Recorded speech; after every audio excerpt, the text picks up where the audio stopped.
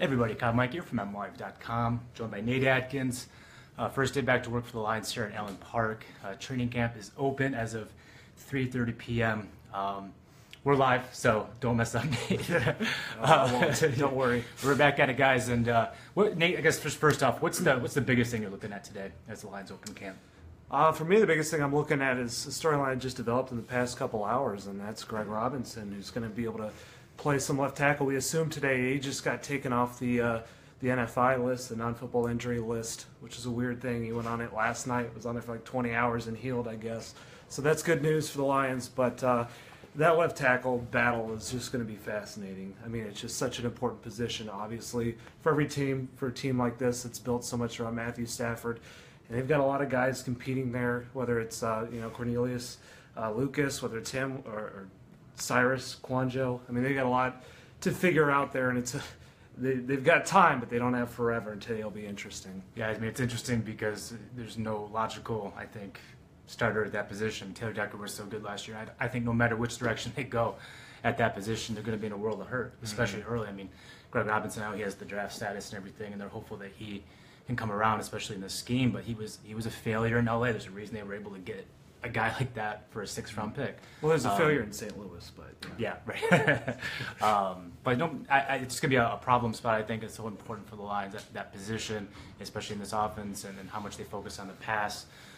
Certainly, that's I think the biggest storyline coming out of camp at the outset here. But they have some issues at defensive end too, and they got to sort those things out. Ezekiel Ansah was put on PUP yesterday, and I'm not sure if that's precautionary. I'm not sure if there's a real injury going on there. He has missed occasional time throughout the offseason program. Obviously, he had the ankle injury last year, and that was a huge reason why he only had 2 sacks. And he's talked throughout this offseason about how much he wants to come back from that. He wants to look like the old dominating self, and we know he's got it in him, but when he's hurt, he's not the same, and he was hurt all last year. And I think this is just kind of a foreboding start to a season that the Lions are hoping he bounces back. And then there's injuries behind him. Armani Bryant's hurt right now. Cornelius Washington was put on PUP for a day.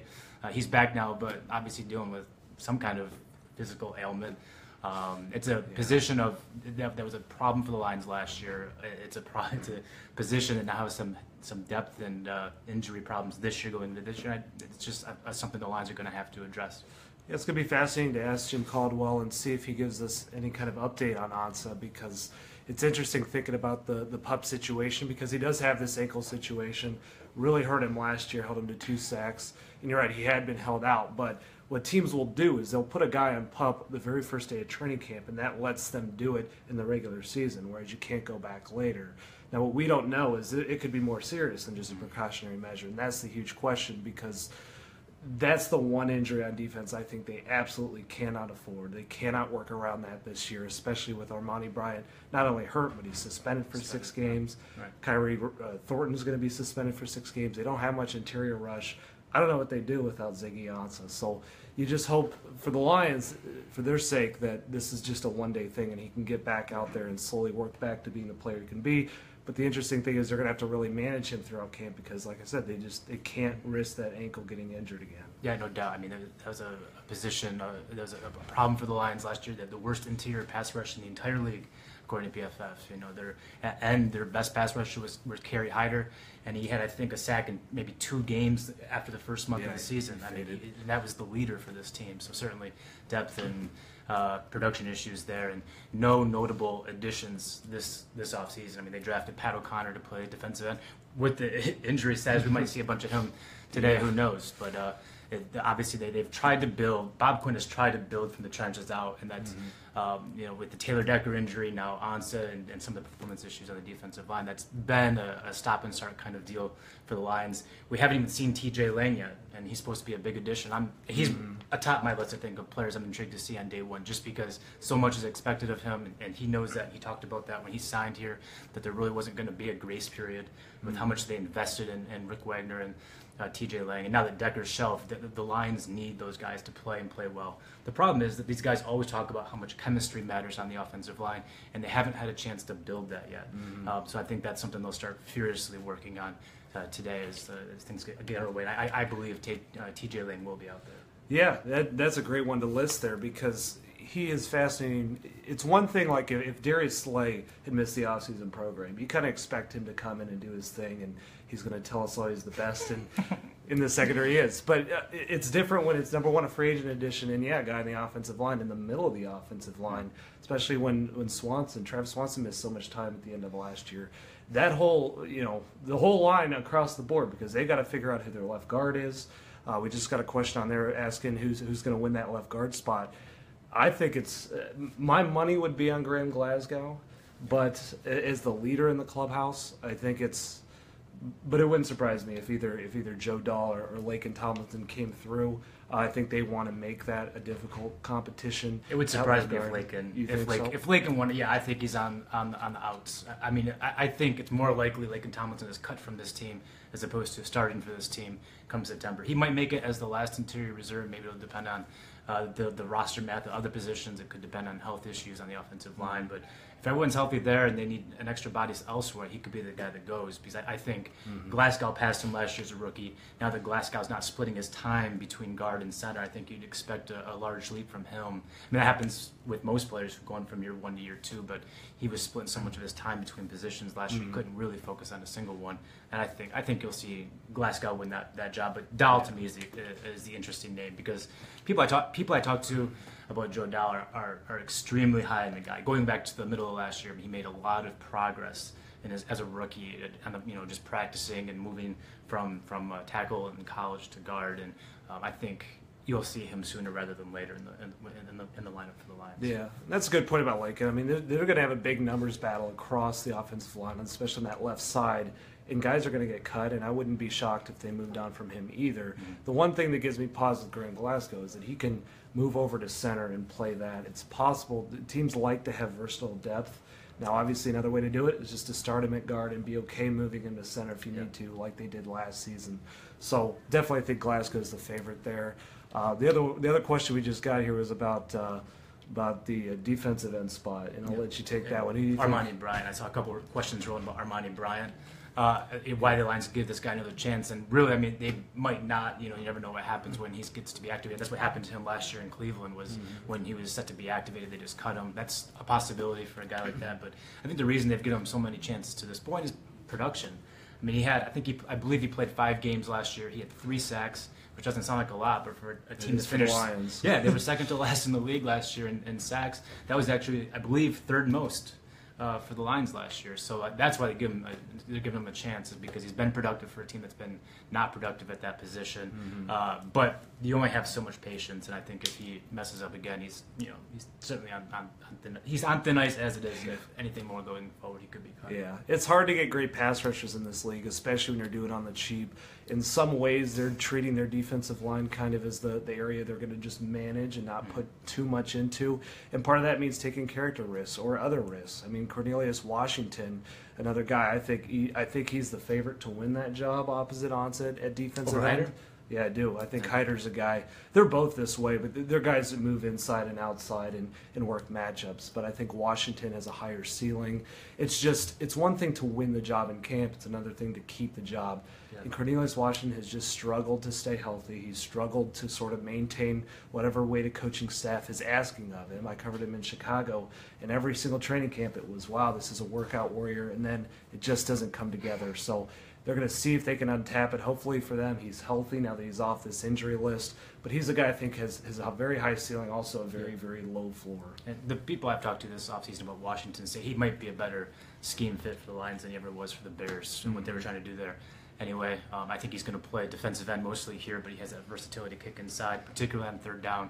I would not be surprised to see him hold that kind of role. And whether that's a rotational job, or if it's a starting job, I think either way you're going to see a lot of reps from Cornelius Washington. Yeah, for sure. It's going to be interesting to see how they manage him and Kerry Hyder, because like I said, both of those guys are going to be at their best when you can move him from defensive end into defensive tackle, sort of work matchups depending on the downs.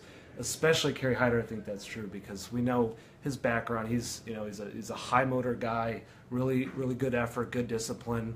He's not necessarily overwhelmingly sized or skilled, and so to give him easier matchups whenever you can is going to be key. And this is where I think the Armani Bryant injury or, any potential suspension really hurts. It just limits your options of putting guys at defensive end to allow those guys to bump inside. So we'll see kind of where his health is for Armani Bryant, but he's out for 6 games anyway, so they've got to figure something out here in camp.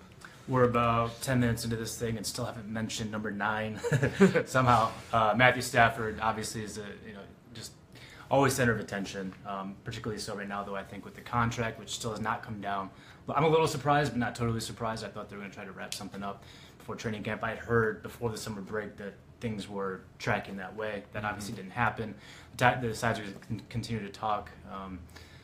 We'll see if it happens before the start of the season. That's certainly the hope. And my bet is that something eventually does happen. For now, obviously, though, it's what's happening between the lines. And I think early in camp, these first couple of days, you can't hit. So at least with my football knowledge, and I can't see a whole lot when it comes to offensive linemen and defensive linemen, running backs. It's hard to see how they're doing when they're not hitting. That's hard for me in those early days. But what you can see is you can see the chemistry between Stafford and his receivers. You can see receivers working against the cornerbacks and how they look, and obviously as the cornerbacks look as well. Mm-hmm. So that's something I'll be certainly watching these first few days to see how sharp Stafford looks. He has looked sharp. He hired the quarterback guru this summer. I'll be curious to see if you can see any mechanical differences in his game. Yeah, it's going to be interesting to watch the passing game because that's the one area as people freak out about Taylor Decker's injury, what's going on the offensive line, is Amir Abdullah going to be back? Some of these things we won't quite know. But the passing game should be pretty good. At least Stafford connecting with those guys. Marvin Jones, Golden Tate, Eric Ebron, that whole group is back. It's Anquan Bolden's the one guy that they're looking to replace here specifically in the red zone. So it's been interesting in some of the spring practices. They really went after Kenny Golladay in some of those red zone areas, really trying to get him kind of up to that level. I don't know that he's going to be able to do it so far as a rookie near the level of Anquan Bolden, but that's where they've got to get other guys to step up. And I'm especially looking to see what strides Ebron takes because he only had 1 receiving touchdown last year, but he's found ways to get a little bit better every single year. He works on different areas of his game. I wonder if that's going to become a focus for him, and if it does, I think that's going to be really big for this offense that just needs to find more ways to score touchdowns. You had mentioned Kenny Golladay, and I mean, obviously Jared Davis is the rookie they're counting on the most this year to contribute the most this year, but Galladay's to me is the most intriguing rookie. I'm just curious to see what this kid can do because he looked really good during OTAs and minicamp. He's way more productive than I thought he was, way more involved than I thought he would be. He's so big. That's something they need at that position. With obviously Kelvin's not here, and it's kind of a small receiver core. And Golden Tate's a really, really, really productive receiver, taking nothing away from him.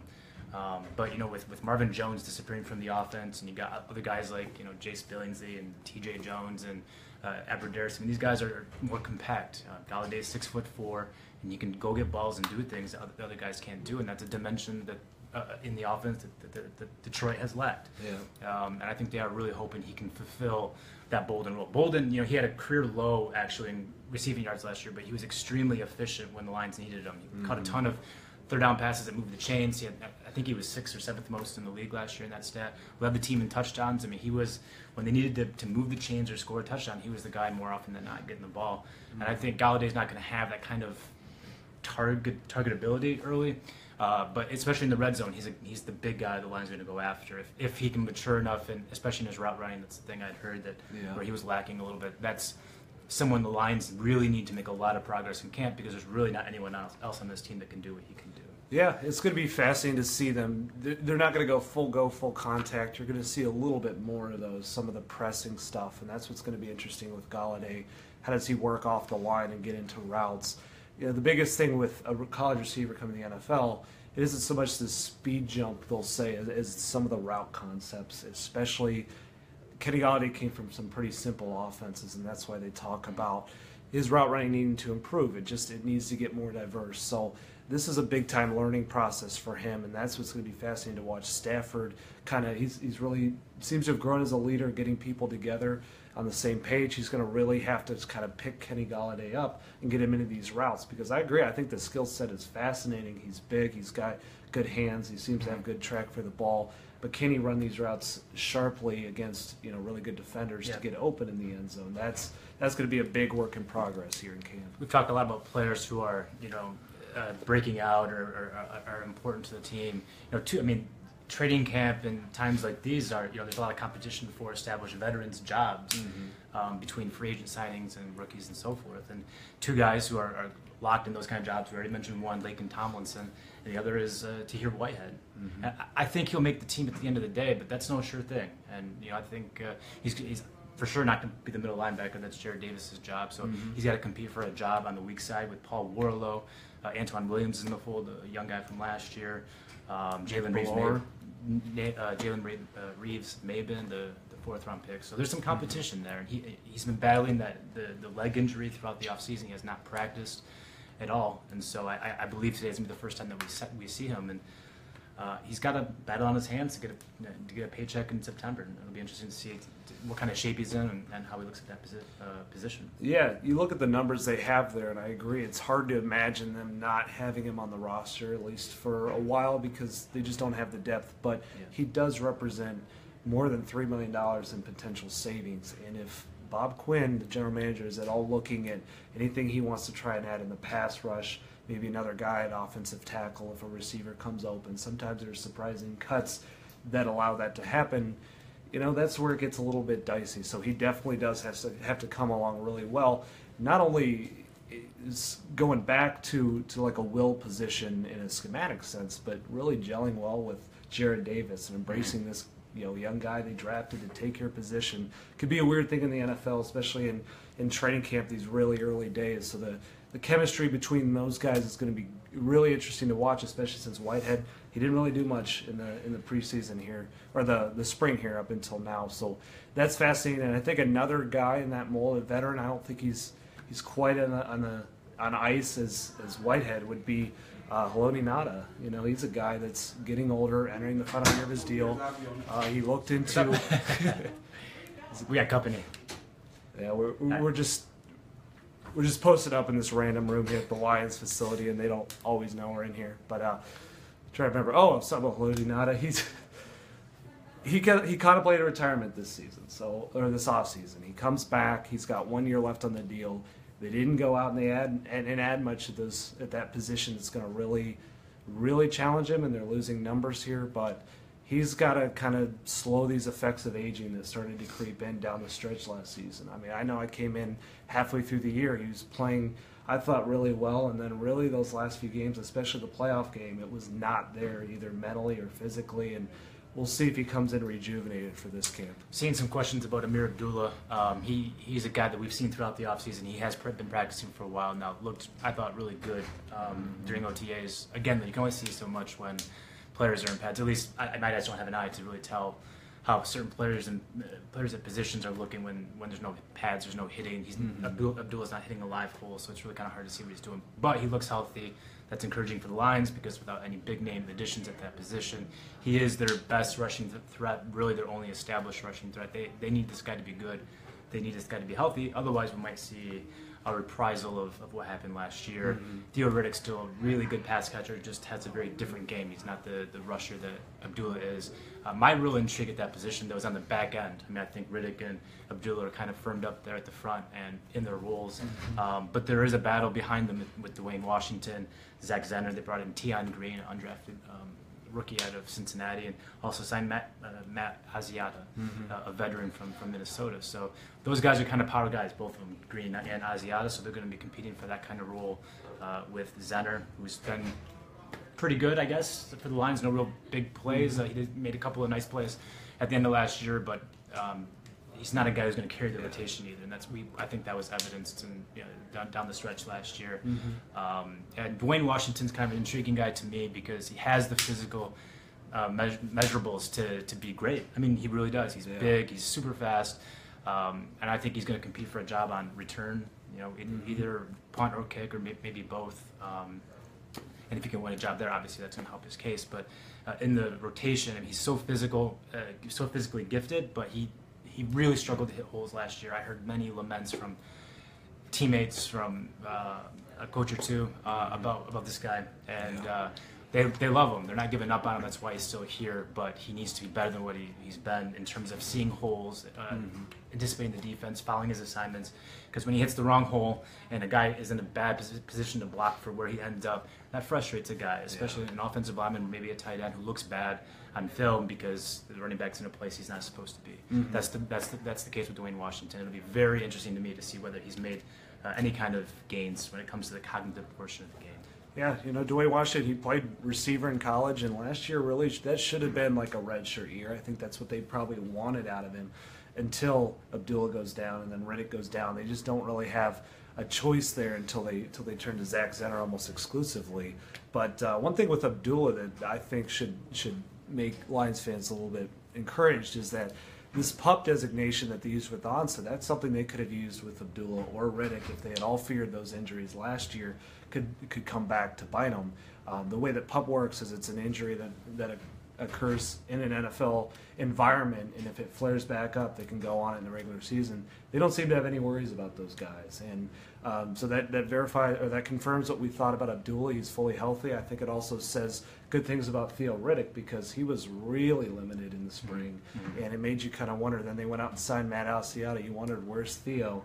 But they're not putting him on pup to start training camp, and that's going to be big because those two are so crucial here. I saw a question here that came up that was, what did the Lions do if Abdullah goes down? And I think they're going to throw the ball all the time because they're not going to run it. We saw that last year. Because we've talked about this. I agreed with their stance of rolling with Abdullah again this year. I think he's a really talented back, but the depth isn't there. They were just banking on him being there. Even Theo Riddick, like you mentioned, he's great on third down, but he's not going to do the runs that Amir Abdullah does.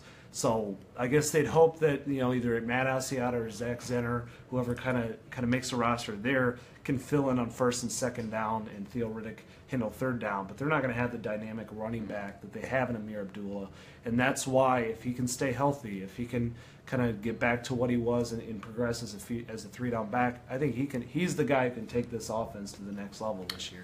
I saw a question from a guy named Kyle. I feel like we kind of have to get to it. Cool name. Some bias. No, but asking about overall team speed on defense, which I think is an excellent question because that's something that has lacked in the past. I think what we saw it the most last year was with Tahir Whitehead in the middle. He's a solid player. I just thought they leaned on him too much for the kind of role that was asked of him, and his lack of foot speed, especially in pass coverage, was exploited. I mean, he was one of the worst in the league at pass coverage. Quarterbacks, when they targeted him, completed one out of every 3 passes. It was worst in the league, according to PFF. So, I mean, the numbers, if you look at the advanced metrics with Tahir White in space, it was real bad. And I think that's where they've made the most growth in terms of overall team defensive speed. I mean, Jared Davis flies, and you can see it on the film. You could see it in OTAs this year. Again, you got to wait till the pads come on to get a better feel for what a guy's really at. But if you're talking about just speed, I think you're going to see a huge speed upgrade at that position. That moves to Tahir Whitehead to the weak side, where actually his speed is actually pretty good for that position. So I think if he wins that position, I would expect that he would look better than what he did last year. Jalen Reeves-Maben is incredibly fast, the 4th-round pick. I suspect we won't see very much of him on defense this year, perhaps special teams. He played a lot there at Tennessee, but I think that's more of a long-term play, but his speed is exceptional. So I think you're going to see down the road some more team speed. When it comes to the overall team speed, the offside of linebacker, I do sometimes wonder how it's going to look. I mean, it's a team that has some good players, Darius Slay, Ezekiel Ansah, but we saw last year they have massive holes behind them too. It's not a very deep defense, and I'm not sure they did enough this offseason to improve that immediately. They got better offensive line, they got some good pieces for the future. I like Jared Davis, but when it comes to overall speed, you like in some spots, they might get exploited in others. Yeah, if we're going to talk team speed, I guess there's no way not to eventually get back to Tease Tabor, their 2nd-round pick.